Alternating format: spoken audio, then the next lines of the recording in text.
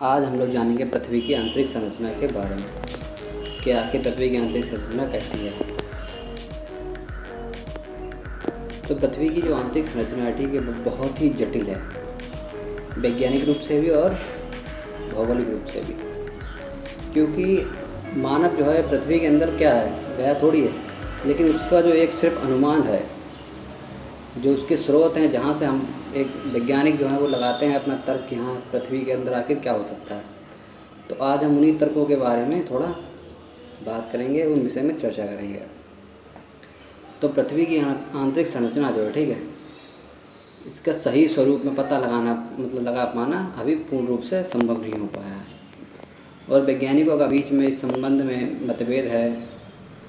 फिर भी तापमान, दबाव, घनत्व और तरंगों पर आधारित प्रमाणों को एकत्रित करके पृथ्वी की, ठीक है, आंतरिक संरचना के संबंध में जानकारी प्राप्त करने का प्रयास किया गया है।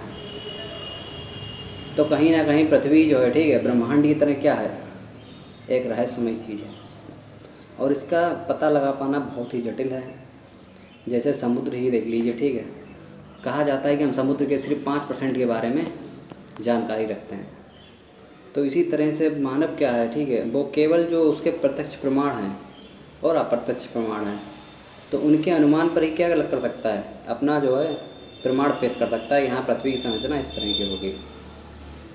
तो पृथ्वी की संरचना जो है, आंतरिक संरचना, ठीक है, तो इसके स्रोत हैं, पहले हैं प्रत्यक्ष और दूसरे अप्रत्यक्ष। तो प्रत्यक्ष मतलब जो स्रोत होते हैं उनमें जैसे ज्वालामुखी हो गया, ठीक है, भूकंपीय तरंगे हो गया। ज्वालामुखी जैसे ज़मीन के नीचे से जो लावा निकलता है गर्म, तो उससे हम ये भी अनुमान लगा लेते हैं कि हाँ ज़मीन भीतर से कैसी है, हमारी गर्म है।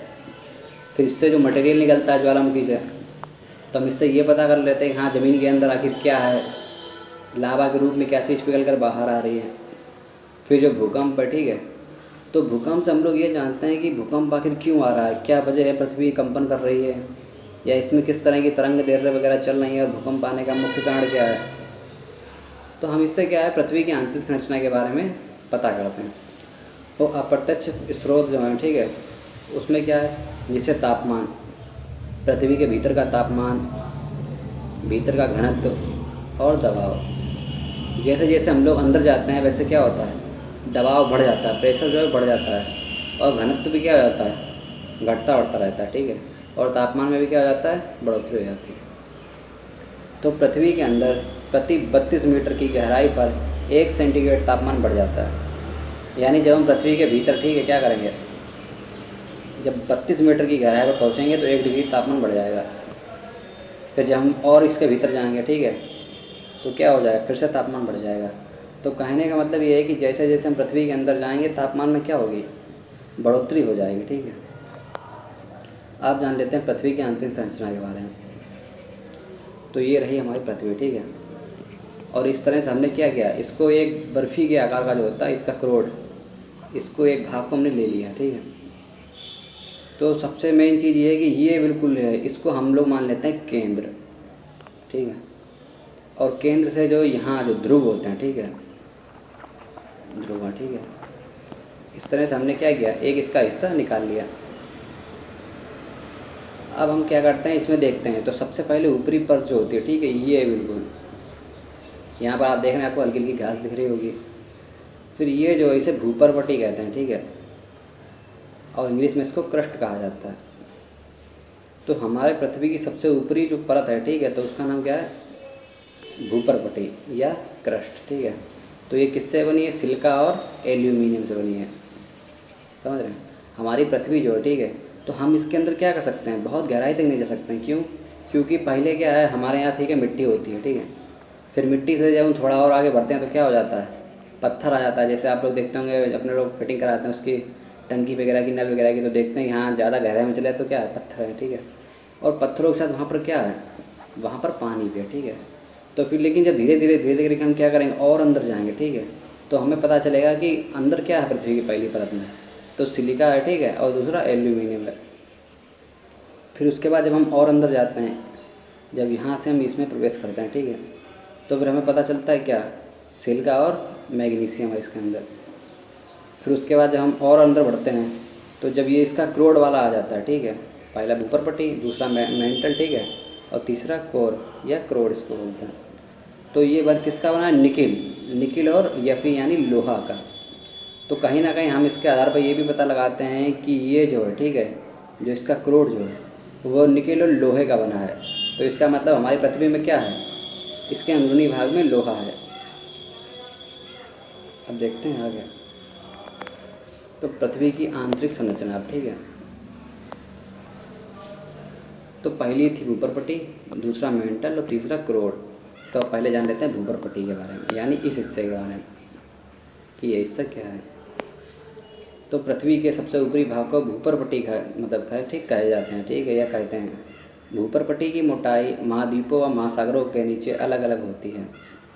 महासागरों के नीचे भूपर्पटी की औसत मोटाई 5 किलोमीटर तक होती है, जबकि महाद्वीपों के नीचे इसकी औसत मोटाई 30 किलोमीटर तक होती है, ठीक है। तो यहाँ से मतलब ये है कि जैसे ये हमारी पृथ्वी है, ठीक है, तो हम देखते हैं क्या है कि जैसे ये तो ऊपर का हिस्सा जो, ठीक है, ये तो हमारा रहने की जगह है, महाद्वीप वगैरह। फिर लेकिन यहाँ से क्या होता है, यहाँ से जलधाराएँ बहती हैं, ठीक है। और हम सभी जानते हैं एक जगह ऐसी है जहाँ सबसे ज़्यादा गहराई है। वो जगह कौन सी है? मैरियाना ट्रेंच, समझ लो, प्रशांत महासागर में। तो वो क्या है? वो ज़मीन का सबसे गहरा, अगर हम उसको गड्ढा बोलते हैं तब भी वो गलत नहीं होगा, क्योंकि उसमें 2 माउंट एवरेस्ट आ जाएंगे।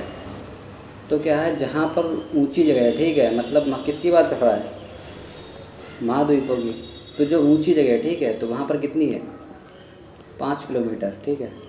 और जो जगह नीची है, मतलब महासागरीय जगह है, ठीक है, तो वहाँ पर कितना है? मतलब वहाँ पर 30 किलोमीटर है, सॉरी, वहाँ पर 30 किलोमीटर है। और जो नीचे जगह है, ठीक है, वहाँ पर कितनी है? 5 किलोमीटर, क्योंकि यहाँ से क्या है, इसकी ऊंचाई ज़्यादा है, तो इसीलिए यहाँ क्या हो गया 30। और फिर लेकिन यहाँ से क्या है, ये घटता हुआ आ रहा है, तो यहाँ कितना है? 5। तो भूपर्पटी का निर्माण जो है वो सिलिका और एल्यूमिनियम से मिलकर हुआ है, इसलिए इस परत को सियाल कहा जाता है, ठीक है। तो इसका अन्य नाम अगर पूछा जाए सियाल, ठीक है, तो सियाल क्या है? इसका अन्य नाम है। और हम लोग देखते हैं क्या कि जहाँ पर पेड़ पौधे वगैरह का जो ये मिट्टी देख रहे हो, ये कौन सी है? ये अपने भूपर्पटी की मिट्टी है, ठीक है। अब भूपर्पटी के बारे में कुछ अन्य जानकारियाँ हैं। तो क्रस्ट का भाग औसत घनत्व 2.7 ग्राम प्रति सेंटी क्यूब है, ठीक है। इस परत को लिथोस्फीयर भी कहा जाता है। अब बढ़ते हैं आगे। मेंटल यानी बीच वाली जो हमारी है, ठीक है, तो इसका निर्माण किससे हुआ है? सिलिका और मैग्नीशियम से, ठीक है। तो क्रस्ट के निचले भाग को मेंटल कहा जाता है। पृथ्वी के आयतन का 83%, ठीक है, तथा द्रव्यमान का 67% भाग मेंटल ही है। तो आयतन इसका कितना है? 83, ठीक है, और द्रव्यमान कितना हो गया? 67%। मेंटल का निर्माण तो सिलिका और मैग्नीशियम से हुआ है, इसलिए इस परत को सीमा भी कहते हैं। तो सी का मतलब है सिलिका और मा का मतलब है मैग्नीशियम, ठीक है। इसी परत से ज्वालामुखी विस्फोट के समय लावा और गैस और राख बाहर निकालते हैं या आती है, ठीक है। इस मेंटल 2900 किलोमीटर मोटा है और ये क्षेत्र बेसाल्ट पत्थरों के समूह की चट्टानों से बना है। तो हमें इसके बारे में कुछ जानकारियाँ मिली, वो क्या है? पहली तो ये सिलिका और मैग्नीशियम की तो नॉर्मल चीज़ है, ठीक है। फिर उसके अंदर एक और चीज़ डालते हैं कि क्या है मालूम, कि जो ज्वालामुखी है वो कहाँ से निकलता है? यहाँ से, इस तरह से, मतलब जो अंदर से जो लावा जा रहा है, ठीक है, तो वो कौन सा है? वो इस मतलब जो है प्लेट का हिस्सा होता है। तो मतलब ये हिस्सा कैसा है? जब इसमें से लावा निकलता है तो उसका मतलब है ये गर्म हिस्सा है, ठीक है। और हम सभी जानते हैं कि जब हम नीचे आते हैं, ठीक है, तो हमारे ताप में क्या होता है? बढ़ोतरी होती है, ठीक है, तो ताप बढ़ने लगता है। तो इसी वजह से जब हम और नीचे जाते हैं फिर हमें पता चलता है कि ज्वालामुखी कहाँ से निकलते हैं? ज्वालामुखी यहाँ से निकलते हैं। तो कहीं ना कहीं ये अनुमान लगाया जा रहा है कि ये हिस्सा कैसा है? ये हिस्सा हमारा गर्म है थोड़ा। और ज्वालामुखी कहाँ से निकलते हैं? यहीं से निकलते हैं। और इसकी जो, ठीक है, मोटाई की बात की जा रही है, ठीक है, तो ये 2900 किलोमीटर है, ठीक है। और किसका बना है ये? बेसाल्ट पत्थरों के समूह की चट्टानों से बना है। अब देखते हैं आगे मेंटल के बारे में कुछ अन्य चीज़ें। तो इसका औसत घनत्व 3.5 से 5.5 ग्राम सेंटीमीटर क्यूब, ठीक है। तो इस भाग को पायरोस्फीयर भी कहा जाता है, इसे वाइड ऑफ द अर्थ भी कहते हैं। तो ये जो है जस्ट भूपर्पटी के क्या है, नीचे की प्लेट है। तो 3 प्लेटें हमने इसमें दिखाई हैं एक पृथ्वी की। तो पहली प्लेट हो गई भूपर्पटी, दूसरी है मेंटल और तीसरी है क्रोड। अब जानते हैं क्रोड के बारे में। तो क्रोड जो है वो हमारे सबसे नीचे की परत है। वो कहाँ शुरू होते हैं, यहाँ से शुरू होती है, ये जो पीला वाला हिस्सा है। तो यह पृथ्वी का सबसे भीतरी या केंद्रीय भाग होता है। तो इसका निर्माण मुख्य रूप से निकिल और लोहे से हुआ है, इसलिए इस परत को निफे, निकिल और यफी का मतलब लोहा कहते हैं। इस परत का औसत घनत्व 11 से 13 ग्राम सेंटीमीटर क्यूब तक है, ठीक है। और इस परत को बेरिस्फीयर भी कहा जाता है। यह पृथ्वी के कुल आयतन का 16% भाग घेरे हुए हैं। तो इसमें क्या है, इसमें मैग्नीशियम था, ठीक है, लेकिन इसमें जो निकिल और लोहा, आप तो जानते हैं लोहा कितनी मजबूत धातु होती है, ठीक है। तो उनका जो क्या है पृथ्वी के अंदर, इनका मिश्रण जो है वो यहाँ पर है। और जब हम क्रोड की तरफ बढ़ेंगे तो क्या होगा, तापमान बढ़ जाएगा हमारा।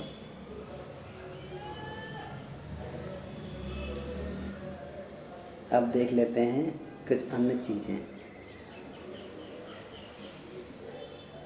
तो ये जो हिस्सा होता है, ठीक है, कोनराड असंबद्धता, और ये दूसरा जो निकला है यहाँ से, ठीक है, रेपड़ी असंबद्धता, और तीसरा क्या है, लहमैन असंबद्धता।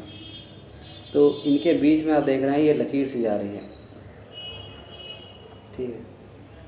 तो ये इनका क्या है, ये मध्यवर्ती भाग होता है। इनके मध्यवर्ती भाग से क्या हुआ है, ये इनके नाम मिले हैं, ठीक है। तो ये कहीं ना कहीं क्या है, यहाँ पर ये बटे हुए हैं, और यहाँ से जो लाइन निकल रही है इसका नाम क्या रखा गया है, लहमैन असंबद्धता।